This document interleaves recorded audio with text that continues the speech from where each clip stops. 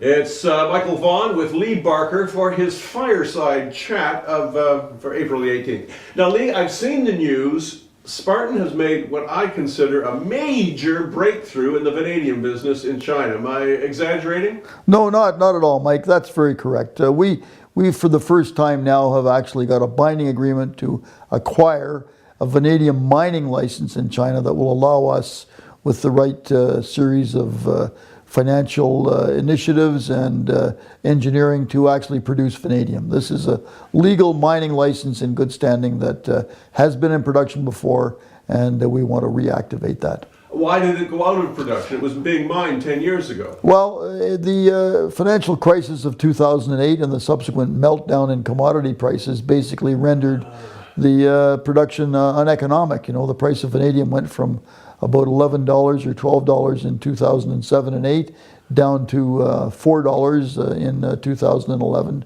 12, 13, 14, and it just wasn't economic to produce at that time with the conditions and the processing technology they were using. Have you paid up front for this acquisition? Not at all. The payments will be in a series of tranches that relate to deliverables. That includes permits being verified, final due diligence by ourselves, some technical work. We believe we can expand the resources on this project very significantly because it's never been drilled. It was only developed with surface trenches and underground tunnels, and there's a lot of room for making this a much, much bigger resource.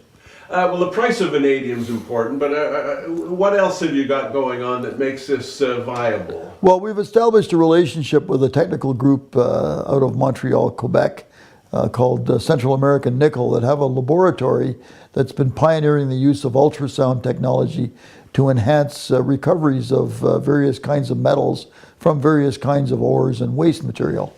And this is a potential game changer, not only for the vanadium mineralization that we have in China, which of course we have tested now and have very positive results, but also for other types of mineral deposits. And it has the potential with commercialization to really significantly lower the capital cost and operating cost for producing. Well, you did some tests of that. Yes, that's correct. Not only vanadium, but many different metals.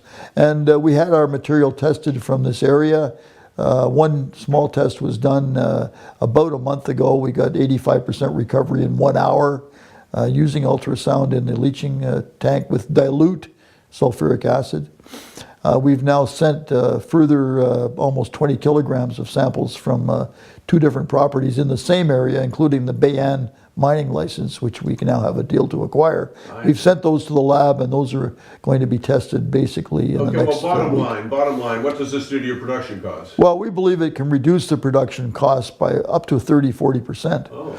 Because the time to remove the vanadium and get it in solution in the leaching tank, where there's an ultrasound generator that's shattering the ore particles and allowing the acid to attack them much more quickly, is a real game changer. Okay, I get that. Okay, so if you start mining this property, where do you process it? Well, there's a nearby processing plant that's a 7-minute drive where the ore was processed before.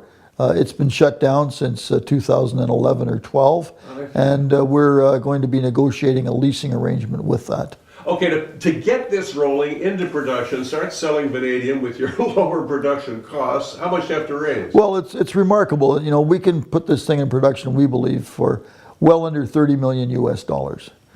And at a rate that will give a payback based on our cash flow projections of under 1.5 years at prices for vanadium that are about 25% less than are being paid for today. And vanadium demand, do you think, worldwide is strong? Or vanadium demand is strong. There's a shortage of supply.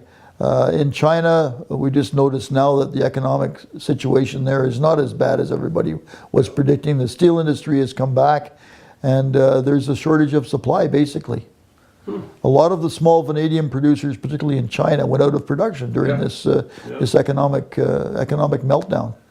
And if vanadium flow batteries catch on, well, there you go. Well, as the price of vanadium goes down, the flow batteries, of course, of which we own an interest in a very, very advanced technology flow battery company, VRB Energy, as the price of vanadium goes down, these batteries become much more competitive.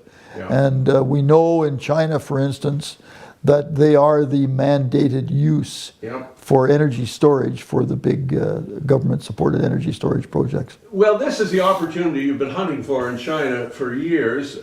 We'll see how it develops. But you've got 30 seconds here to just give us an update on Bruel. The gold project. The gold project in Quebec. We did about 800 meters more drilling there, 3 holes. We have some encouraging results that I'm going to report shortly once the geologist finishes compiling the data. But we'll have to go back there and definitely do more work. There's the new discovery zone is strong, and we got some good results out of it. Well, the vanadium news is spectacular. Lee, I'll talk to you in about a month. Thanks for your time. Look forward to being back and having even more information that makes us go forward positively.